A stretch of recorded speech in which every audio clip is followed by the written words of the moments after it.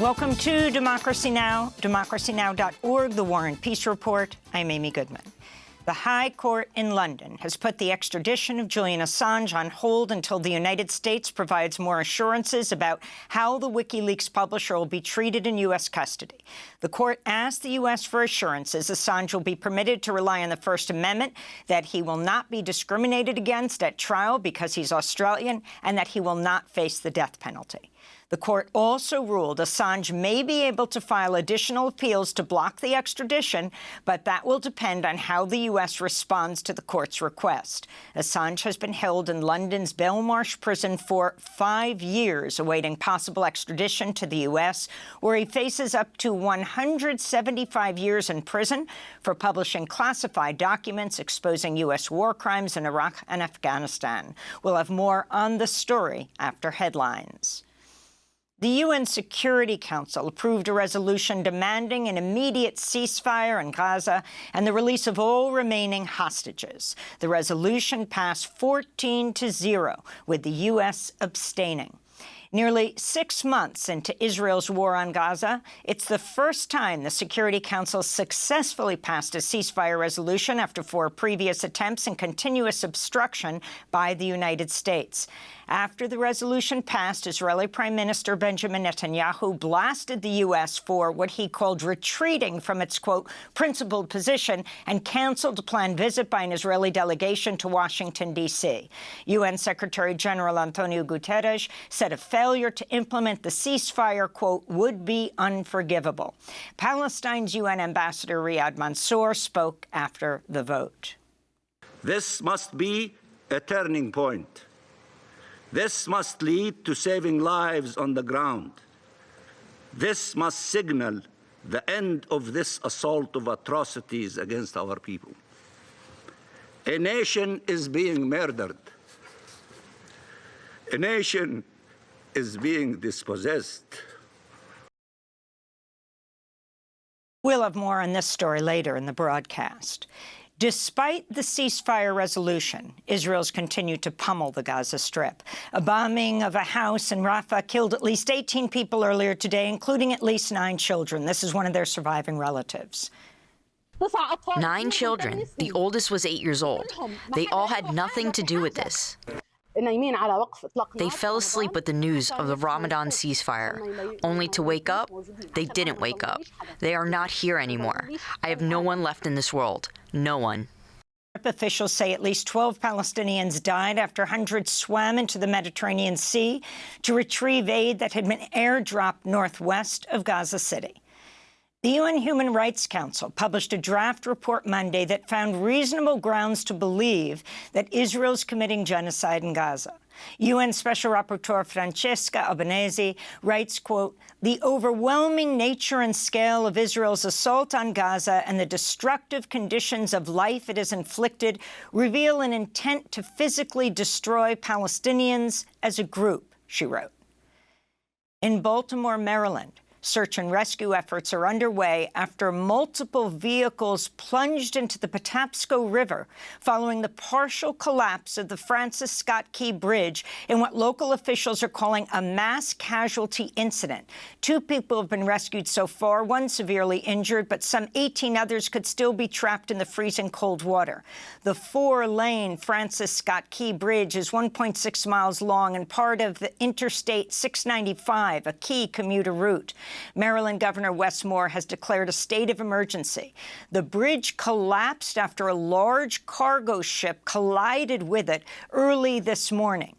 The 948-foot vessel was just minutes into its journey to Colombo, Sri Lanka, when it hit a column of the bridge. The bridge was built in 1977. In Senegal, Bassirou Diomaye Faye has declared victory in Sunday's presidential election. His main rival, former Senegalese Prime Minister Amadou Ba, called Faye to concede Monday after provisional results put Faye at over 53% of the vote. Faye turned 44 on Monday. He'll become Africa's youngest elected president. He has vowed to fight corruption and poverty and to direct Senegal's revenue from natural resources to provide better economic opportunities for residents. Faye spoke Monday from the capital, Dakar. Le peuple sénégalais The Senegalese people have chosen to break with the past, to give substance to the immense hopes raised by our vision of society. I hope that our vision of society has given substance to their aspirations. I pledge to govern with humility and transparency, and to fight corruption at all levels. I pledge to devote myself fully to rebuilding our institutions and strengthening the foundations of our way of life together. Bassirou Diomaye Faye is backed by the popular opposition leader Ousmane Sonko, who was forbidden to run. Until recently, the two men were sitting in prison cells, but they were released just 10 days before the election after outgoing President Macky Sall granted the pair amnesty. In Ecuador, the mayor of the coastal city of San Vicente was found shot dead in a car Sunday. Brigitte Garcia was 27 years old, Ecuador's youngest mayor. Her communications director was also killed in the attack. Ecuador has been under a state of emergency since January due to rising violence by armed groups linked to the drug trade. This is Ecuadorian President Daniel Noboa.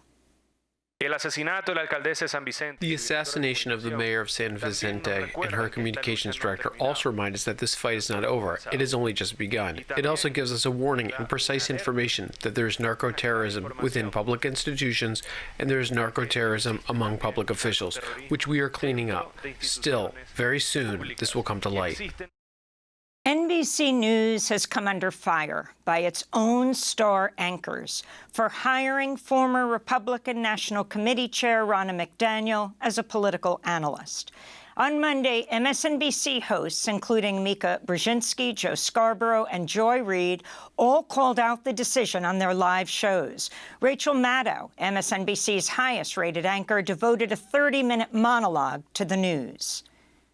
The person who is the head of the Republican Party during Donald Trump's time in office and during his effort to throw out the election result and stay in power anyway, and during his effort to run for election again after having done that, is Ronna Romney McDaniel.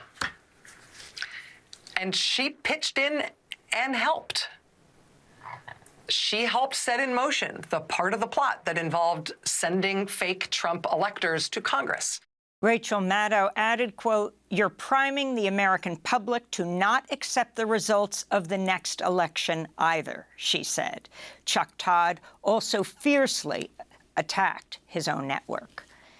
A New York appeals court on Monday reduced Donald Trump's bond to $175 million in a civil fraud case, down from $464 million, and gave Trump an extension of 10 days to pay it as he appeals the case. The ruling means New York Attorney General Letitia James will not be able to enforce the judgment against Trump just yet, including the seizure of his assets. Separately Monday, a New York judge rescheduled the start of Trump's hush money trial for April 15th. Trump's lawyers had sought to postpone his first criminal trial, arguing the recent release of over 100,000 pages of evidence made it impossible to prepare in time. The judge harshly disagreed. We'll have more on that story with David K. Johnston, the Pulitzer Prize-winning journalist.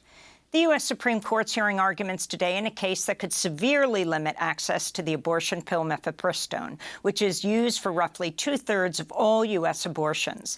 Last year, the Fifth Circuit Court sided with a right-wing Texas judge who ruled the FDA improperly eased regulations on the bill to make it more accessible some 20 years ago. The Supreme Court that overturned Roe v. Wade in 2022 will now decide whether to reverse the FDA measures which made the pill available through the mail and via telemedicine. It could also roll back the FDA's decision to lengthen the window within which mifepristone can be taken, which is now through 10 weeks of gestation. And here in New York, home health aides ended their 6-day hunger strike Monday, during which they called on the city to end grueling 24-hour workdays. The home health workers, the majority of whom are women of color and immigrant women, have been demanding New York City Council Speaker Adrienne Adams bring the No More 24 Act to a vote. Democracy Now! Spoke to some of the hunger strikers outside City Hall. For many of us working 24-hour workdays, we are forced to work these kinds of shifts. Because if we refuse, then a company won't assign us work. Only 24 hours or very few hours. So we really need to stop this kind of practice. We will continue to fight against the 24-hour workdays until Adrienne Adams passed the No More 24 Act to stop it. Otherwise, she will have to step down. And those are some of the headlines. This is Democracy Now!, democracynow.org, the War and Peace Report. I'm Amy Goodman in New York, joined by Democracy Now! Co-host Juan Gonzalez in Chicago. Hi, Juan. Hi, Amy, and welcome to all of our listeners and viewers across the country and around the world.